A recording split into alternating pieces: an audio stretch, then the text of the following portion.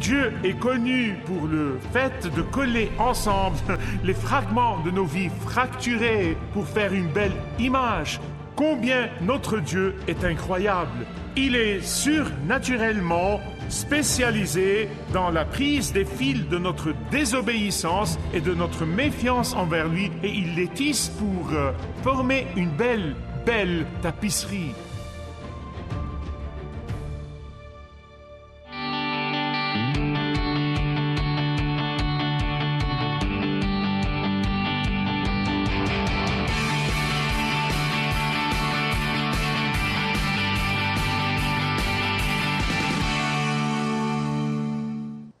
Je veux que vous imaginiez avec moi une équipe de baseball qui a découvert un très bon lanceur. Je veux dire, c'est un talent inouï. Il peut lancer à 120 000 par heure. Il peut lancer toutes sortes de balles imaginables, balles rapides, balles papillons, balles tourbillons. Je veux dire, il peut tout faire. Il n'a qu'un seul problème. Il refuse de regarder les signaux du receveur. Alors, quand le receveur lui signale une balle rapide basse, il envoie une balle basse à effet. Et ça continue de cette façon. Maintenant, vous devez être d'accord avec moi que ce n'est pas une belle image. Je vais vous montrer ce matin que c'est une image d'un chrétien moyen aujourd'hui. Ils sont occupés à faire autre chose, ils sont occupés à suivre le courant, ils sont occupés à être des chrétiens et des gens de l'Église. Et pourtant, ils refusent de suivre les signaux du receveur, c'est-à-dire la parole de Dieu. Ils obtiennent leurs conseils de tout le monde, ils obtiennent leurs signaux de tout le monde, sauf de là où ils doivent les obtenir, et c'est la parole de Dieu. Et c'est pourquoi vous voyez tant d'entre eux, quand ils se cognent au mur, ils tombent, ils s'effondrent, ils deviennent découragés facilement, ils deviennent frustrés facilement, ils deviennent facilement déçus, ils commencent à jouer le jeu du blâme. Eh bien, s'ils n'avaient pas fait ceci, ou si elles n'avaient pas fait cela, ou s'ils n'avaient pas dit ceci, et s'ils n'avaient pas fait cette autre chose, cela n'aura pas eu lieu. Toujours le jeu du blâme. Au lieu de nous regrouper, au lieu de revenir sur leurs pas et de déterminer ce qui les a amenés ici, au lieu de faire face à la réalité de leur ignorance des signaux de la parole de Dieu, ils deviennent déçus, ils deviennent découragés et ils deviennent complaisants. J'espère que vous avez déjà la Genèse 16 ouverte devant vous.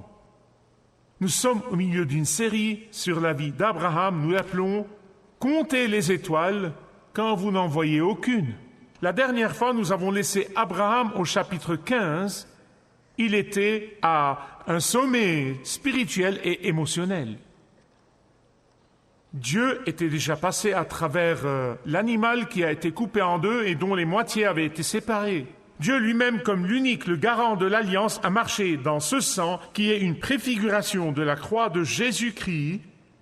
Et lui seul a été cloué sur cette croix à verser son sang afin que tous ceux qui viennent à croire en lui et lui faire confiance soient sauvés. Dieu a affirmé son alliance avec Abraham. Dans le chapitre 15, nous avons vu comment Dieu a personnellement assumé la responsabilité de la création de l'alliance et l'accomplissement de l'alliance. Nous avons vu comment Dieu a assuré à Abraham que son retard ne signifie pas son refus. Vous penseriez qu'après cela, ce serait suffisant pour qu'Abraham continue à attendre patiemment et à continuer à compter les étoiles. Au lieu de cela, dans un moment d'impétuosité, dans un moment d'impatience, il a fait une volte-face. Et Abraham est tombé tout droit dans l'un des plus grands gâchis qu'il ait jamais fait. Et nous voici 4000 ans après que ce gâchis ait été fait. Nous souffrons et nous éprouvons la douleur de ce gâchis. Ne pensez jamais que lorsque vous péchez juste contre vous-même. Votre péché touchera tout le monde autour de vous et se répercutera sur les générations à venir. Vous m'entendez souvent dire qu'un test qui nous est mis par Dieu talonne toujours une bénédiction. Donc si vous êtes béni en ce moment, faites attention. Le test est au coin de la rue. Bien-aimés, je le sais bibliquement et je le sais par expérience et je veux vous le montrer d'ici dans la parole de Dieu, ici, parce que si la Genèse chapitre 15 peut être appelé le chapitre de la foi, la Genèse 16 peut être appelé le chapitre de l'échec. Si dans le chapitre 15, Abraham marchait par la foi, au chapitre 16, il marche par la chair. Si dans la Genèse 15, Abraham écoutait Dieu, au chapitre 16, il écoute sa femme.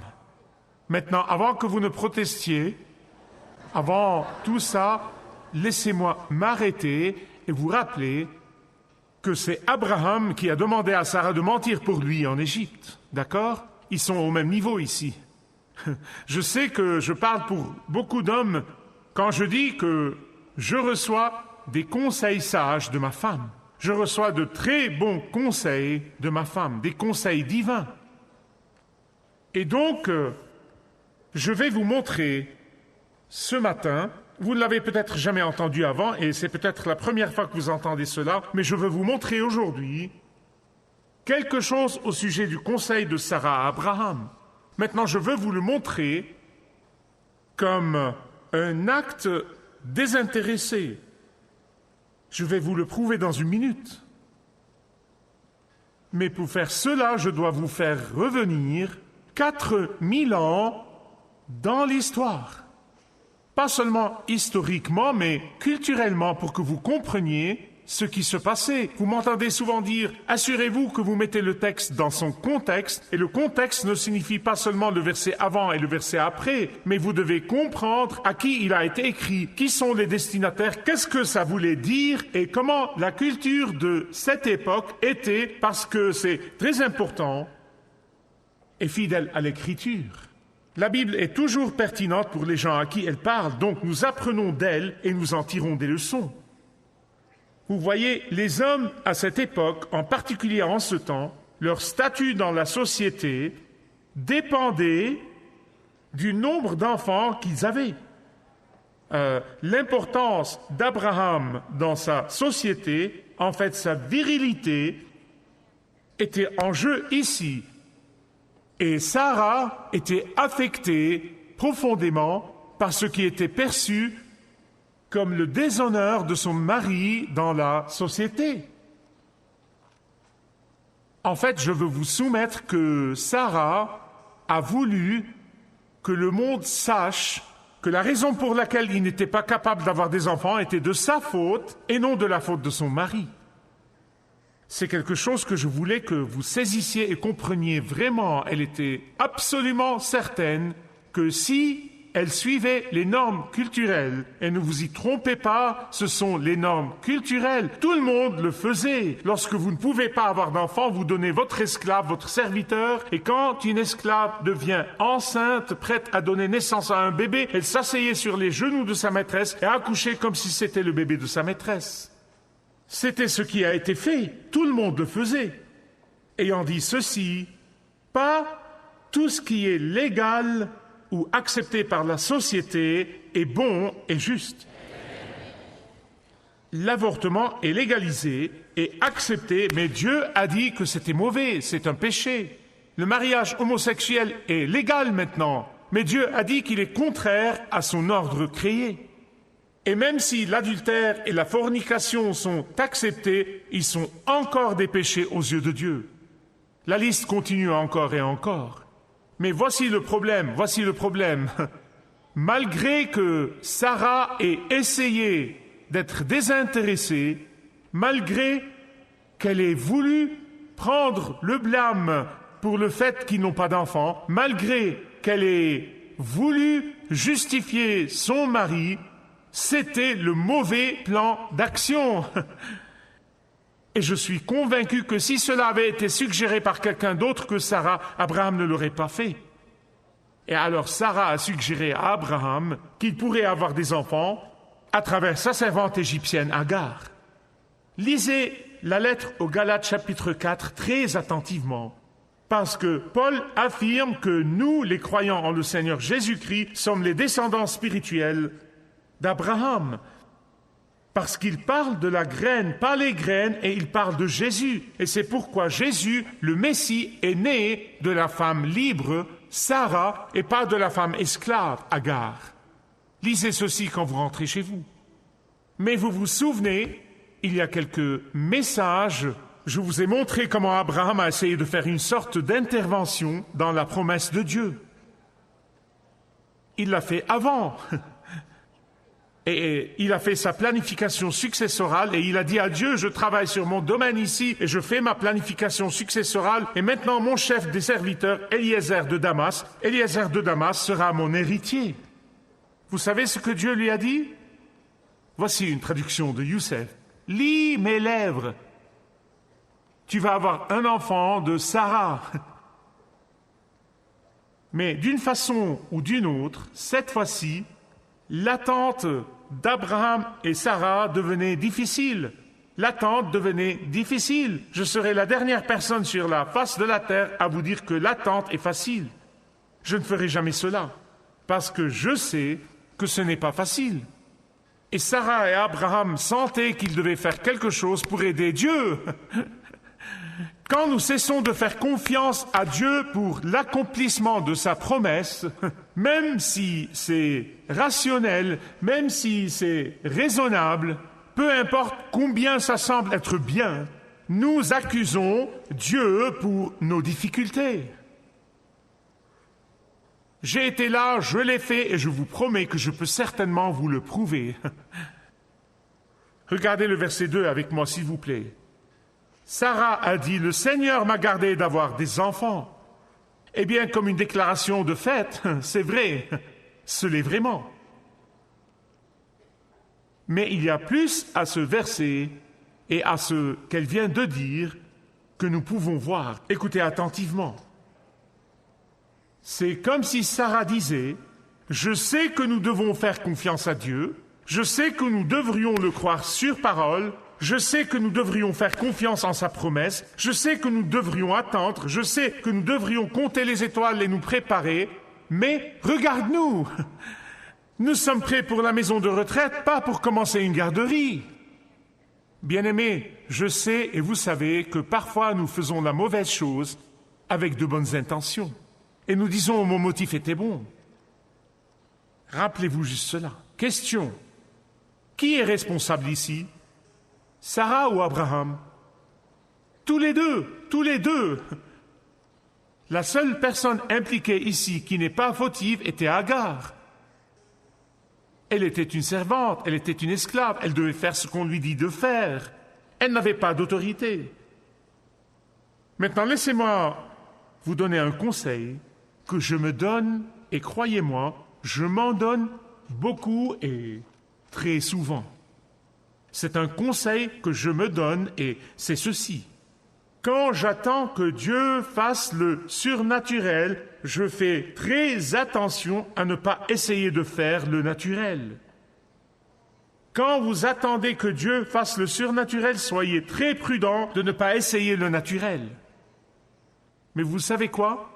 Je vous montre souvent le problème, je vous montre le péché, je vous montre l'erreur, mais après, je vais élever vos yeux d'Abraham, élever vos yeux de Sarah, d'Agar, de tout le gâchis que nous voyons à présent. Je veux lever les yeux vers le Seigneur Jésus.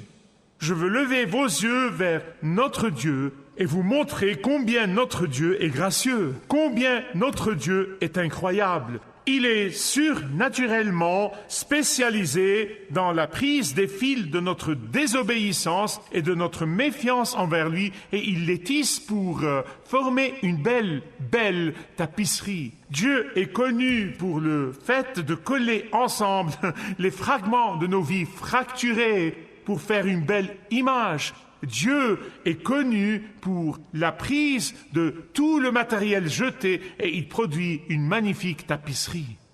C'est le Dieu que je veux que vous regardiez. C'est le Dieu que je veux que vous rencontriez aujourd'hui. Je me souviens quand nos enfants étaient petits et nous leur lisions parfois. En fait, ma femme leur lisait et je m'asseyais là pour écouter. Et elle lisait les comptines. Et maintenant, bien sûr, nous le faisons avec nos petits-enfants. Vous savez que j'ai toujours écouté cette chose de Humpty Dumpty assis sur un mur. Humpty Dumpty se cassa la figure. Tous les chevaux et soldats du roi ne purent le remettre à l'endroit. Vous vous rappelez? Je me souviens que je me suis assis là une fois et ai dit oui, c'est parce que Humpty Dumpty n'a pas besoin des hommes du roi ou des chevaux du roi. Elle a besoin du roi. Vous et moi avons besoin du roi. Parce que le roi peut le faire. Faites confiance au roi. Attendez le roi. Croyez la parole du roi. Sarah et Abraham ont conçu leur plan pour aider Dieu. Je vais t'aider à faire un miracle, Dieu. Et ça s'est retourné contre eux. Au cours des années, il y a eu tous ces séminaires, même dans les églises. Le pouvoir de la pensée positive, il produira un miracle. La MT. Je me souviens d'un prédicateur en Californie qui prêchait sur la MT, la méditation transcendantale. Elle produira un miracle. La visualisation, si vous pouvez le visualiser, ça arrivera. Ça produira un miracle. Rien de tout cela n'est biblique. Seul Dieu peut apporter le miracle. Et tout ce qu'il nous demande, vous et moi, c'est d'avoir la foi, de lui faire confiance, de l'attendre, de croire que tôt ou tard, il le fera. Malheureusement, lorsque Agar est tombée enceinte et que le plan de Sarah a réussi, Sarah l'a prise en grippe. Et la seule chose que Agar pouvait faire à ce moment-là était de prendre la fuite. C'est la seule chose qu'elle pouvait faire. Que s'est-il passé quand elle s'est enfuie? Regardez le verset 7. L'ange du Seigneur est apparu à cette esclave fatiguée, maintenant enceinte d'un garçon. À propos, dans le verset 7 du chapitre 16 de la Genèse, c'est la première fois que vous voyez le terme l'ange du Seigneur. Et ce n'est pas un ange ordinaire. Ce n'est autre que le Seigneur préincarné, le Seigneur Jésus-Christ. Les théologiens appellent cela la théophanie, parce qu'il est apparu. N'oubliez jamais que Jésus-Christ, le Fils de Dieu, a coexisté avec le Père avant tous les mondes. En fait, Paul a dit que c'est pour lui et par lui que le monde a été créé. Vous le verrez clairement ici au verset 13. Agar l'appelle le Seigneur. Et elle continue en disant « Il est le Dieu qui me voit ». Il est le Dieu qui me voit. Écoutez-moi. Si, à chaque fois que vous êtes tenté de penser que Dieu vous a oublié, à chaque fois que vous êtes tenté de penser que Dieu vous a abandonné, à chaque fois que vous êtes tenté de penser que Dieu ne voit pas ou ne se soucie pas de ce qui se passe dans votre vie, chaque fois que vous êtes tenté de penser qu'il n'est pas conscient de vos difficultés, qu'il n'est pas conscient de vos problèmes, qu'il n'est pas conscient de votre douleur, qu'il n'est pas conscient de ce qui se passe, je veux que vous vous souveniez d'Agar ici. Rappelez-vous de ce qu'elle a dit. Il est le Dieu qui me voit. Il est le Dieu qui vous voit. Il ne vous voit pas seulement, mais il voit tous les détails de votre vie. Il voit tout ce qui vous concerne. Il est préoccupé par ce qui vous concerne. Tous les moindres détails de votre vie sont devant lui. Il s'occupe de toutes choses dans votre vie, tout ce qui vous entoure, tout ce que vous ne pouvez même pas voir ou savoir.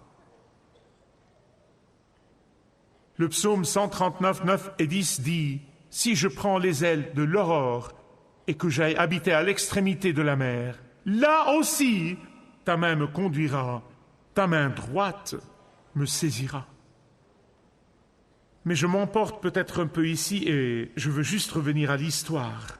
Je ne vous demanderai pas de lever la main si vous avez déjà essayé de fuir le lieu de l'obéissance. Avez-vous déjà essayé de fuir le lieu de l'obéissance? Je veux dire, quand le Seigneur veut que vous soyez patient et que vous attendiez, mais vous courez. Et je l'ai essayé quelquefois dans ma vie, et c'est misérable. J'ai découvert que le lieu de la bénédiction est le lieu de l'obéissance.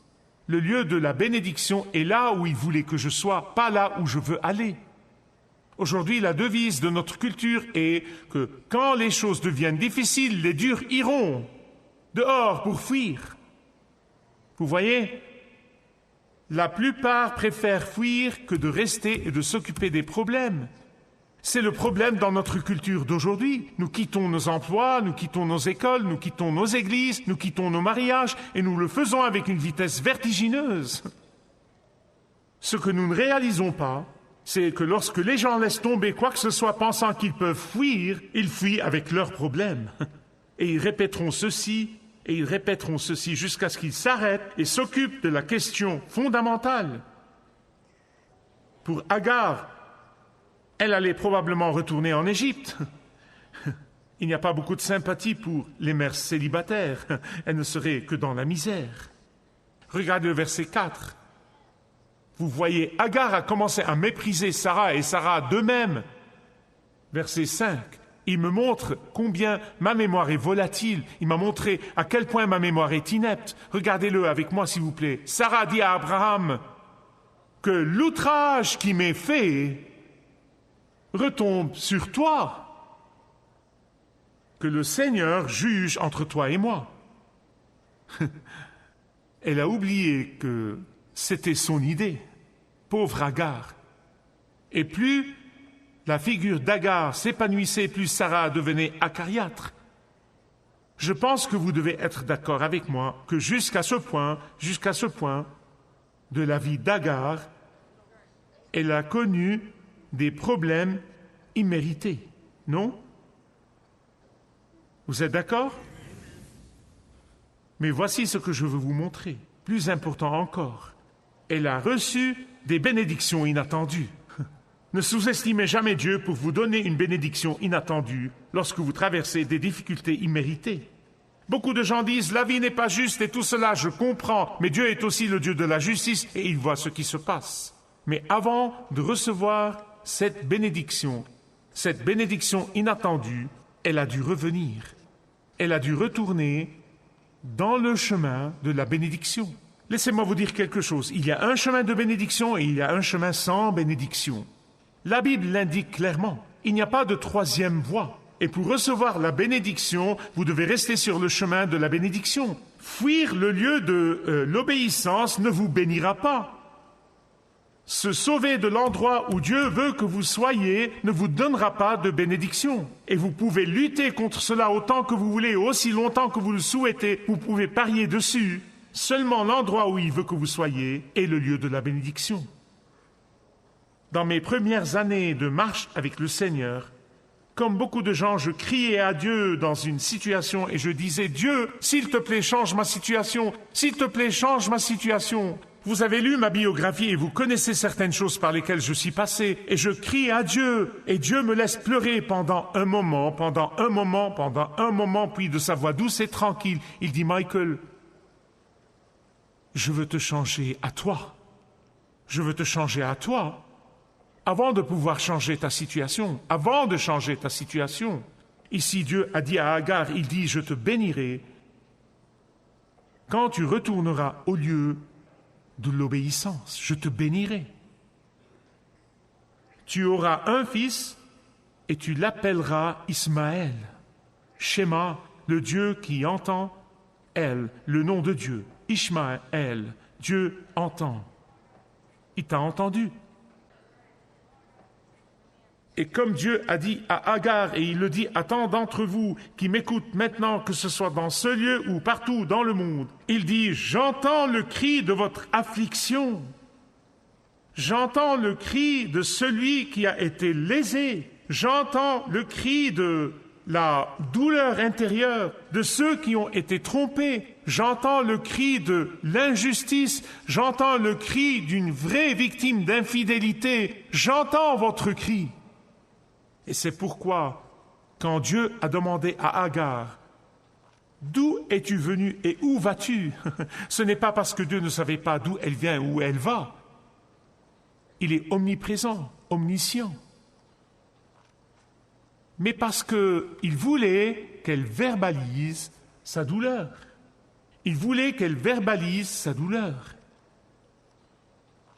Bien-aimés, je suis convaincu que lorsque Agar est retournée, elle est retournée comme une femme changée. Mais ce n'est pas tout. Dieu a aussi changé le cœur d'Abraham et le cœur de Sarah. Et il l'a fait pendant 13 ans. Dans le message suivant, je vais parler des 13 ans de silence de Dieu. Il change les choses. Parfois, dans notre empressement à changer notre situation, quand nous voulons la changer à notre façon, nous voulons la changer d'après notre temps et à notre rythme, nous ne voyons pas comment Dieu fonctionne et comment il travaille sur tant de fronts, tous à la fois. Il prépare tant de cœurs, tous en même temps. Comme il met en place tous les événements, comment il aligne toutes les circonstances, afin que la bénédiction puisse être révélée et que son but puisse être accompli. Où que vous soyez aujourd'hui, quelle que soit votre situation, seul vous le savez. Quel que soit votre cri en ce tout moment, quelle que soit votre douleur, seul vous et Dieu les connaissez. Quels que soient vos espoirs et vos rêves, s'ils sont brisés ou s'ils s'accomplissent où que vous soyez, je veux que vous vous leviez avec moi et je veux que vous priez cette prière qui est sur l'écran. Seigneur, prends-moi au lieu de l'obéissance. Seigneur, prends-moi au lieu de la bénédiction. Au nom de Jésus. Amen.